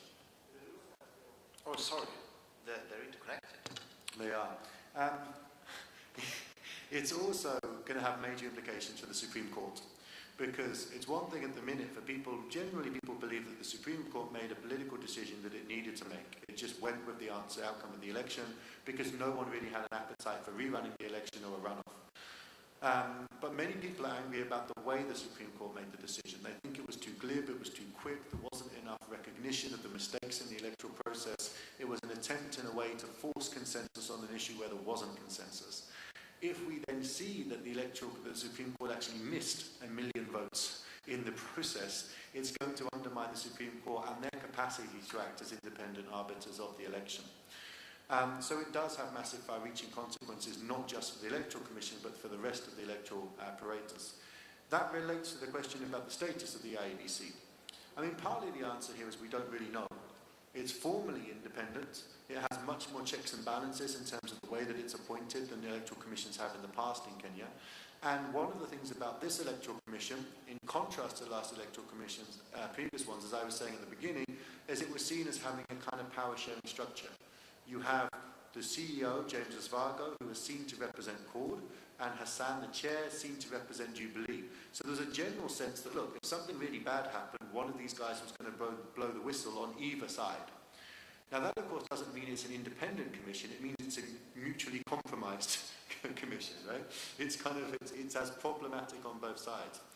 There was a long period when it looked like Asvago had disappeared, and there were lots of rumours in Kenya that he'd been arrested, detained, put in a hotel room and locked in there with some room service to prevent him from speaking out. But actually at the very end of the process, when the final results were released, the chair and the CEO stood together and read them together. So it looked like a show of unity, and that's one of the things that gave the whole process credibility. But it's very hard to know. I mean, one thing that came out of the last election a very long time after the actual election results was that people started to come out and actually admit that phenomenal amounts of money changed hand behind the scenes very late on. One of the things that comes out of those stories is that most people accept now on both the Odinga and the Kenyatta side that commissioners were bought on both sides. In other words, the Kibaki campaign brought people who initially were appointed to the commission by both political parties. So in that sense, it's very hard to actually work out, do your supposed orientations hold up when the offer of financial inducement comes? did people actually just do a great job, and it's actually just a terrible series of incompetence. It's got nothing to do with a conspiracy. It could easily be, right? But it is one of those situations where the more the incompetence happens, the more the failures occur, the more, you see, I was given an example yesterday. It's a bit like a student who comes to you the first day and the essay was eaten by the dog, and the next day their gran is sick, and the next day their house fell down, and the next day, their parents went on holiday and left them at the airport, and the next day, after 20 days, you're going to get pretty suspicious, right, about all of these individually explicable events. And I think that's how the opposition feels about the election. They feel that if one or two of these things had broken down, that would be okay. But as you said, so many of these things were foreseeable. So many of these things they had the financial capacity to make changes on if they'd have wanted to, that it's very hard for the opposition not to see this as having an intention of being purposeful, systematic rigging. But the problem for all of us who are watching the elections is there's no clear evidence one way or another. There's no smoking gun. The results that have been presented so far don't show discrepancies in any particular area that are big enough to talk about a systematic attempt at rigging. Now that doesn't mean that there hasn't been rigging. It could just be really smart rigging. It could just be that the rigging was to rig 5,000 to 10,000 votes in lots of different polling streams rather than to rig 20, 30, 40,000 votes at the tallying centre as was done in 2007.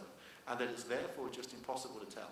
Because one thing that we need to make clear is that the domestic observers and the opposition parties, or the losing parties, didn't do themselves any favours. ODM/CORD only had party agents in about 90% of places. So there's 10% of places with no party agents at all for Odinga. The domestic observers ran a very small team that was only in a very small number of polling stations.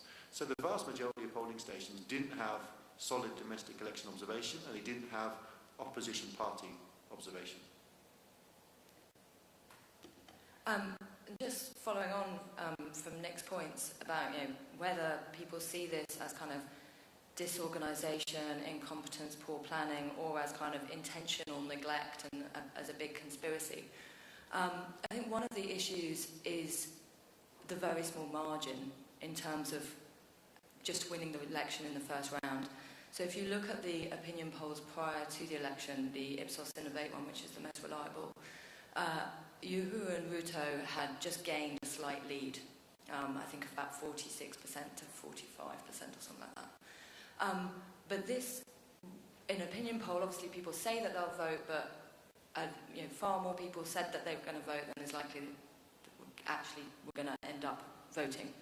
And there's differential voting patterns across the country. So given that they seem to be moving ahead, and in their support bases people were likely to turn up in larger numbers, people who spoke about those opinion poll data a few weeks before the election said, well, this 46% might be more like 48%, even perhaps 49%. And then they ended up getting 50.07%. So it is believable that they got 50.07%. But it's also believable that they saw themselves so close to the finishing line, knew that all the technology was going to fail, and decided to win it in the first round. And we just don't know. And I don't think we will ever know. But I think in terms of how people then interpreted that, I think the fact that they had clearly been ahead of Raila and CORD and seemed quite likely to win it in a second round if it went to a second round, especially because during this election process there were various kind of developments at the ICC which suggested these cases were just going to fall apart. I mean, charges were withdrawn against one of the four, for example. A lot of people, even if they were unhappy with the process and the outcome, felt that if it had gone to a second round, you probably would have had the same result, which I think then influences how people think and respond to the process and the outcome. In terms of the kind of future and prevalence question about kind of what this means moving forward for kind of peace and stability, etc. I mean, I think that future violence, instability is in no way inevitable. There are lots of very positive developments in Kenya to do with the new constitution, relatively free media, and so on and so forth. But there are also, I think there's also a danger of being too complacent and seeing this election as an example of gradual change and a move towards a better political system. So in terms of some of the ways in which it could potentially go wrong in the future and where the fault lines may be, again, not that this is in any way inevitable. I mean, one is the Jubilee Alliance. There is clearly still very high levels of mistrust between ordinary Kikuyu and Kalenjin at the local level, and many of the kind of key underlying issues that led to the violence have not been addressed, and specifically the land issue. So if that alliance falls apart at some point in the future, this could just reinforce the ethnic stereotypes. For example, amongst the Kalenjin, of these guys just aren't willing to give up power and share it with anyone else, and we were duped, and now we've been betrayed. But there are also lots of reasons why the alliance will hold together, in particular because URP party, Ruto's party, is as strong as the TNA party, Uhuru Kenyatta's party. And together they control the Senate and the National Assembly and have control a large number of county governments. Separately they don't. So that in itself is a strong reason to stay together. And I think people, you never want to predict things in Kenyan politics, but I think people are thinking it's probably slightly more likely that the alliance holds together in the next 5 years, at least up until the next election, than it falls apart. And I think people are more concerned about the election after that, because there are clear signs that Ruto has presidential ambitions. So it may be that he supports Kenyatta in the next election, and after his 2 terms, expects him to come out and to support him. And what happens if he is unwilling to do that, and the Kikuyu elite around him are unwilling to do that? That could then lead to a division between these 2 communities and a repeat of all communities against the Kikuyu, as you saw in 2007. Yeah, that's kind of what a nightmare scenario. But as you say, there's also the growing dissatisfaction and disillusionment in chord areas. So when you look at these numbers of people who think that the election is free and fair, about 56%, that rises to 80 to 90% of people amongst the Kalenjin and Kikuyu communities. And it drops in communities that supported chord. Yeah, so the number of people in the chord areas who think that it's free and fair is much lower than that. And there is a sense that they couldn't come out and protest or demonstrate because that kind of protest had been delegitimized because everybody wanted it to be peaceful. Also because of the very strategic location of security forces, which meant that they would have been shot, and the few that did come out were shot in Kisumu. Also, people didn't have the same fervency of support for Raila, etc., etc. But, having gone back after the election and spoken to people in chord areas, there is a very strong sense of, the IEBC and the judiciary were our most trusted institutions. We now have no trust in either of them. We just don't even know if we'll bother voting in the future.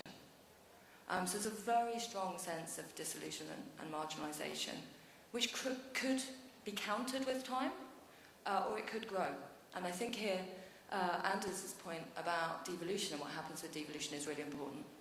So if, devolution plays out that the areas of the country that have historically been, have better infrastructure, better education, actually just have better capacity to make use of the new funds that are available through devolution and actually just, develop more quickly, and the marginal areas are left further behind because they don't have the capacity to really use the resources, etc.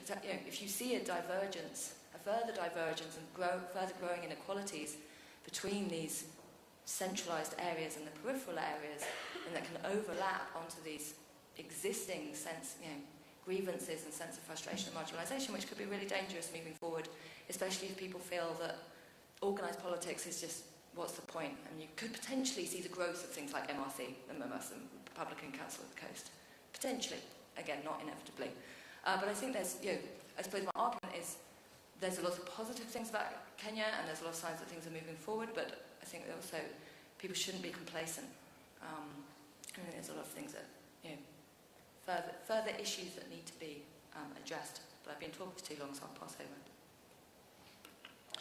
Thank you. Yeah. You've been saying so much, I can just reiterate. But I do think I need to, because these are very important issues that you bring up. What you said about obviously, the judicial reforms were the flagship of changing Kenyan politics, right? Institutions, culture, and so on. And if, as I believe is the case, the Kenyan nation, the Kenyan population is both deeply polarized and deeply divided in terms of their understanding of what's going on and what's going to happen. This was a big blow to the losing side of the Kenyan population, right? Their faith in key institutions such as the Supreme Court might mean, in combination with the lack of access to national political power, frustration of revolution, that they, in many ways, just exit. And that might be, as Gabriel said, in many different ways. That might be exit, that might be voice from the periphery, in the sense of MRC and so on and so on. A lot of how it plays out will depend on how opposition party will be able to galvanize that frustration, obviously. So far, there is at least a potential, but if the Cord Alliance falls apart, proves to be incapable or uninterested and so on and so forth, then we shall probably see more of fragmented forms of voice and exit, possibly in armed forms, but I don't want to go there now. Just one more point about the, again, Kenya is divided. Gabriel mentioned that a lot of people believe that Uhuru would have won in the second round. Well, half of the country would probably believe that. The other half did not. So one has to be careful there. I think that part of the frustration is that, no, they didn't believe that Uhuru would take it in round one. And the opinion polls, one showed that Uhuru and Ruto was slightly ahead, a week ahead of the elections. Two others showed that Cord was ahead. So it's touch and go.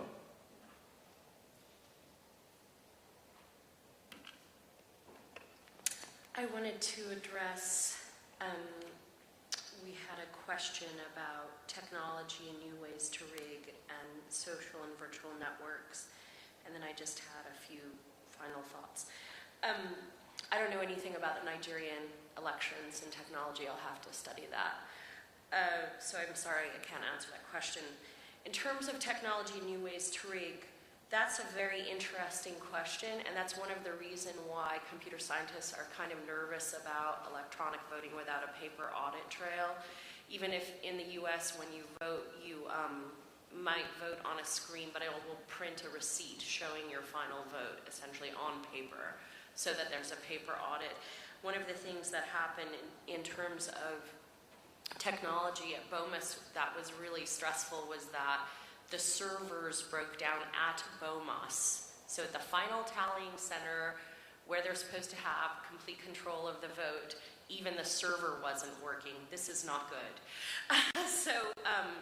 Essentially, we're looking at exponential methods of failure, and the new ways to rig is,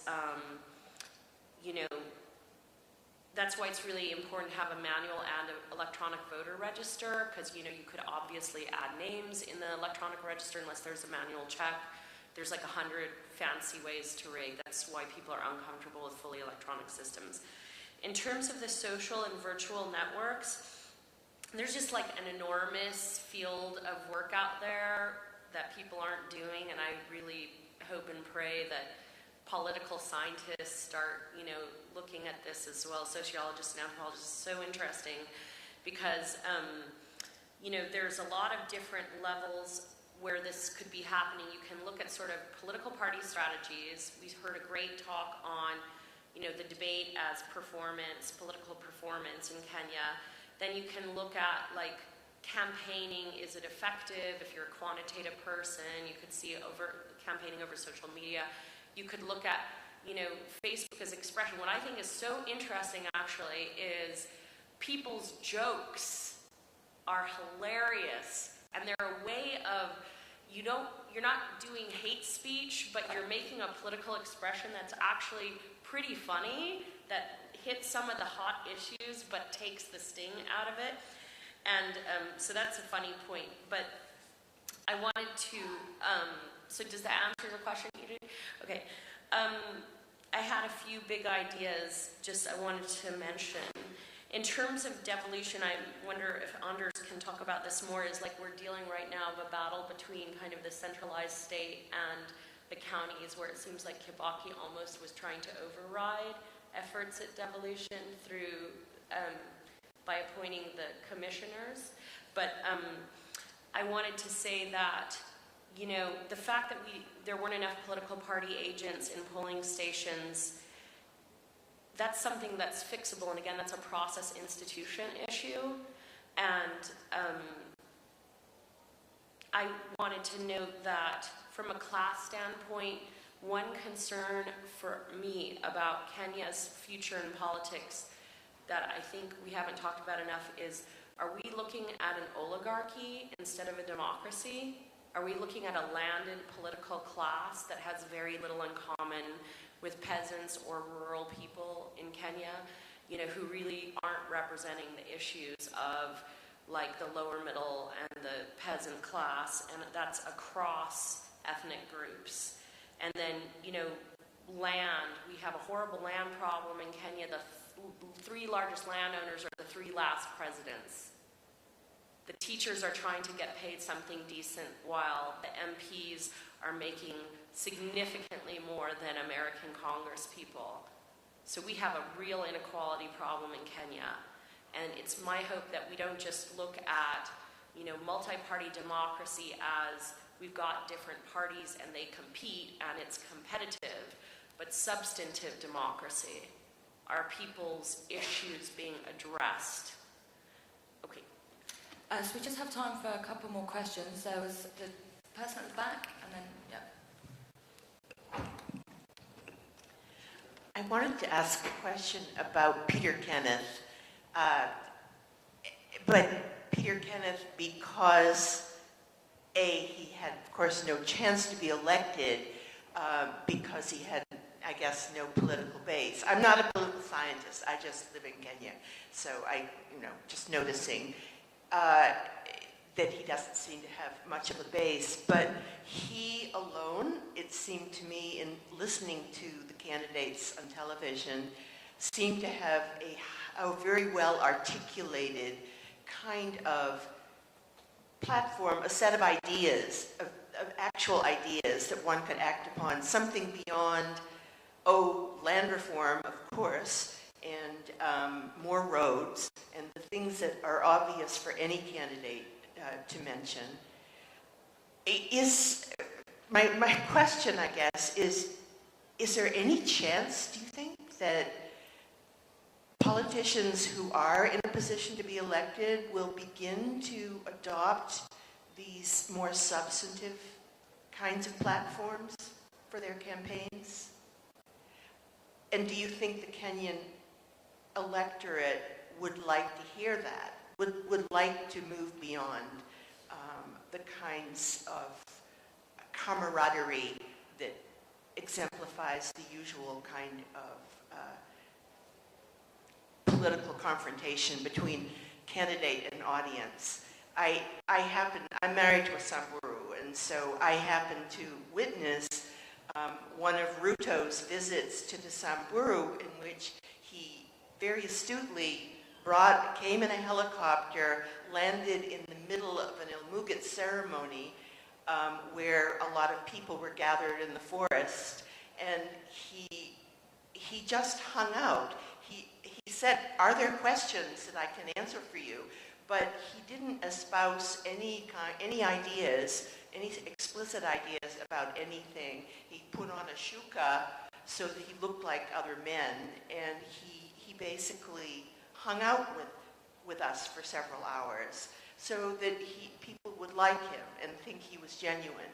But I as an American who votes in the United States, I can't help but notice the huge difference in the lack of articulated platforms.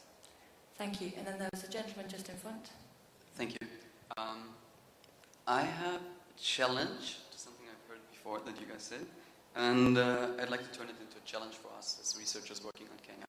And it's referring to data, the data we use. And that's why, like, to make clear where I come from, I did ethnographic research on triggers of violence in Madare, so in urban areas, in 2010, and then I was working in other areas of Kenya on similar projects after. And I'm saying this because I want to challenge what you said before, that there's this emergence of issue politics, in the sense that, yes, of course it's there, we can observe it, and the good thing about Kenya that we all enjoy, and the interesting thing that makes it exciting to study the society is that everyone is politicized, you have the media, you have this open society, politics are discussed everywhere, and that makes it for us easy, but at the same time, we all know, at least by feeling, and there are some data on this, that in the end everyone votes ethnic anyway. And this goes across, and there are always good arguments to justify for whom you vote, issue-based. And this I'm drawing from ethnographic research on the lower levels of society, but we also have it in, but this is anecdotal, so I don't know, and maybe your feelings are different, when you are with very progressive NGO people, civil society activists, etc. Yes, they will give you good content-related arguments for a certain politician, but very often it covers with their own ethnic identity. So this is a little challenge on that, and the statistical data we have shows that for Kenneth and others. So I'm not sure about this point. The second is, and here we come to something that relates to my own research on these triggers of violence. What was used here many times, always in a cautious way, but we refer to poll data. We refer to like 46 to 47%. We don't really know the figures, but there was a slight indicator of having this and that.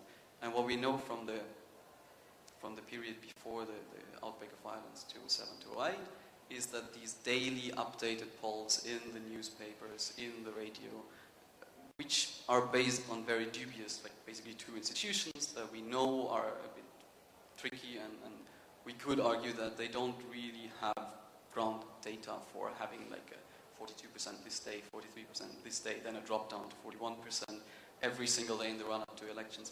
So a question to us as researchers, knowing these very dubious data that we have, especially with polls, how should we deal with them? Should we not use them at all, or how do we? Thank you very much. And then a very quick question from the gentleman down here.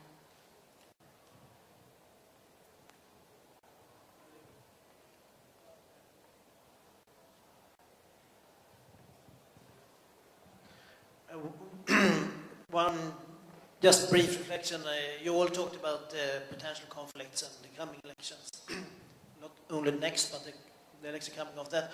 I was just thinking about one dimension which you have not touched so much upon, but maybe you could touch a bit about that upon looking at the future elections.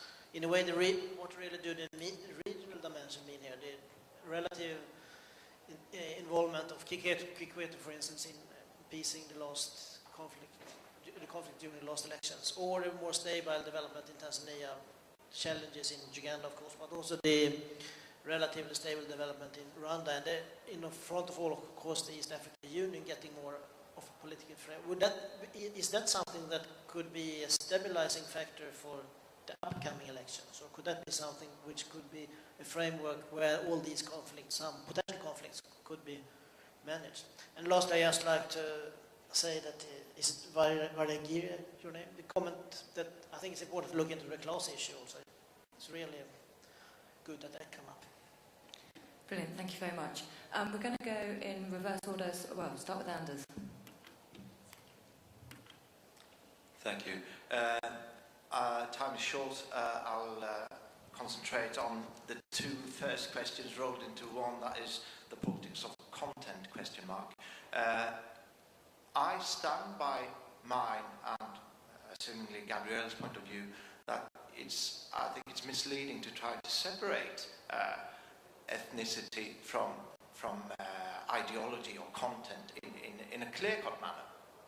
Of course, one might identify more obvious, crude forms of political tribalism, putting it that way, but that sort of politics always responds to something, and it contains substantive issues articulated in in ways that we might not readily identify as politics of content. But one mustn't forget, for instance, that with the 2010 constitution, Kenya faced, tackled, and dealt with fundamental political issues.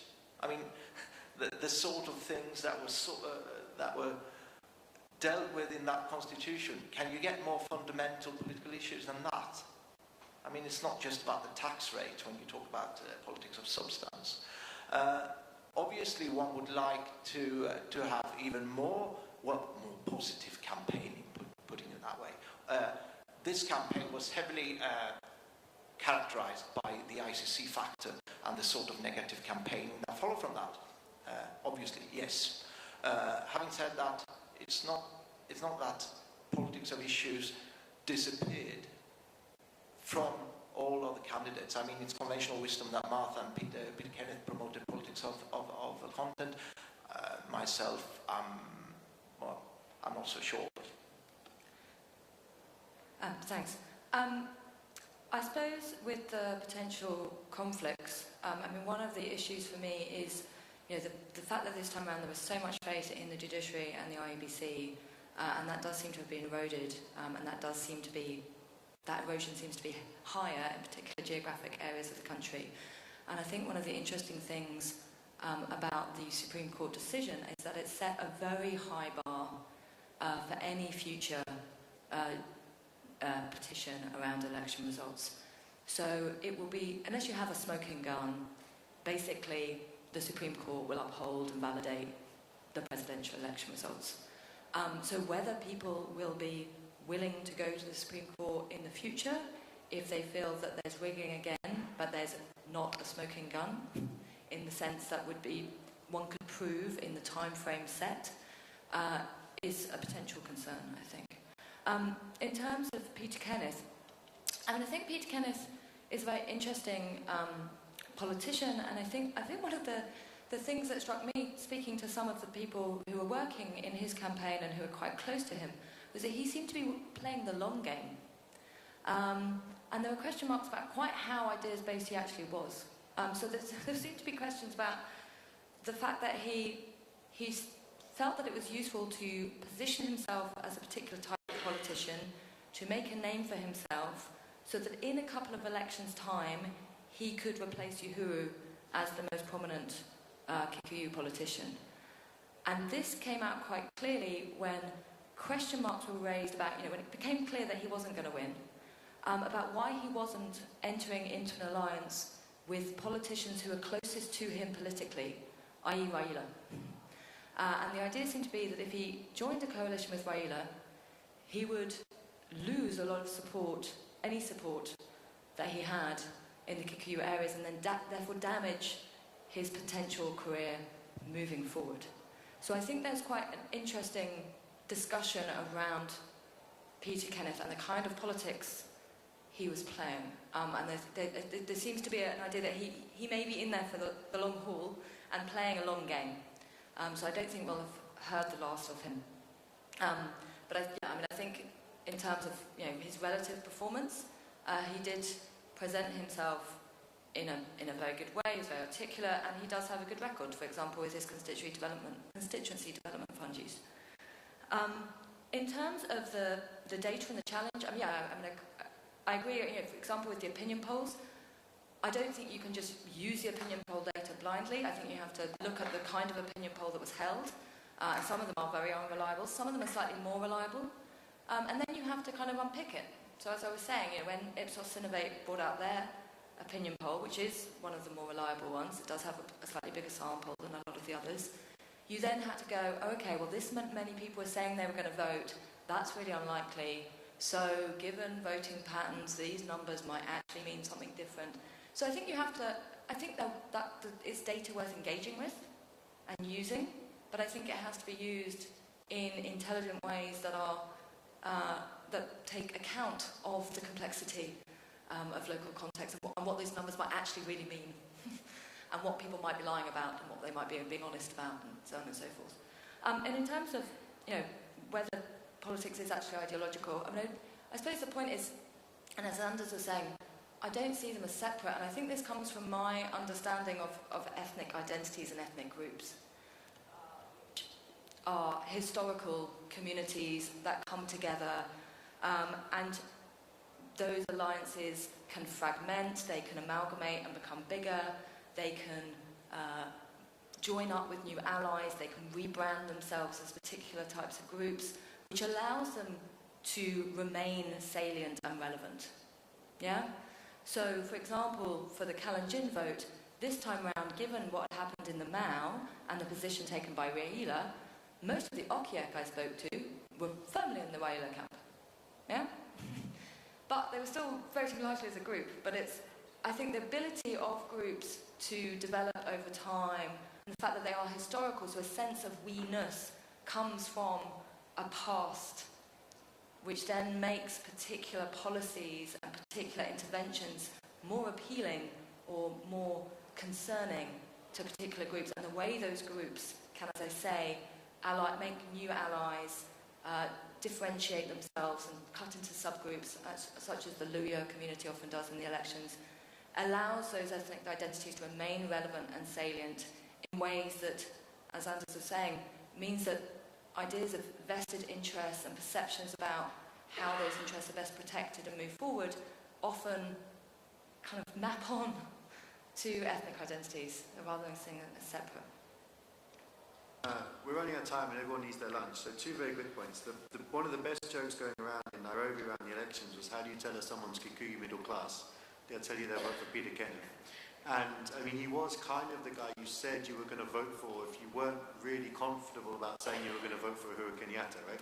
It's a large Kikuyu middle class vote base. Some of that vote base held up, but if the election results are to be believed, and we don't know if they're to be believed, but if they're to be believed, the vast majority of votes were effectively converted into Uhuru Kenyatta votes on polling day. So I think many of us interpreted Peter Kenyan as the kind of sign that people didn't want to vote ethnically, but the realization that they kind of needed to, given the political game that was being played. On the data, I think the interesting thing is that the Kenyan politicians use the data, right? And if they trust the data, there's good reason to think that some of it's pretty helpful. You know, the data, for example, ECAS2013 used to be Stedman. I mean, they got the referendum right in 2005. They got the election right pretty much last time round. Most of the polls were probably fairly accurate this time round, I mean, I would think. I've looked at the data. They did a 6,000-person survey in February. I've looked at the data. I mean, almost everything there that you would expect is there, right? Almost all of the sort of patterns you would expect of people to have in terms of faith in the ICC, everything else is as you would expect it to be from your knowledge of Kenya. So, to me, that gives credibility when they find the outcome that, you know, someone's got 46 or 45%. Of course, it's a plus or minus 3% poll most of the time, right? So you can't arbitrate between 45 and 47% in a plus or minus 3% poll. And you can't arbitrate 50% plus 0.007% on whether someone's got, you know, over the 50 plus 1 barrier. So there's a great limitation to what they can tell us. But I think the fact that they're being so used by the political leaders tells us that they tell us something. The problem in Kenya is that the elections are always so close. What they tell us is it's too close to call. And all of the responsible pundits before the last election, all of the responsible pollsters were saying that.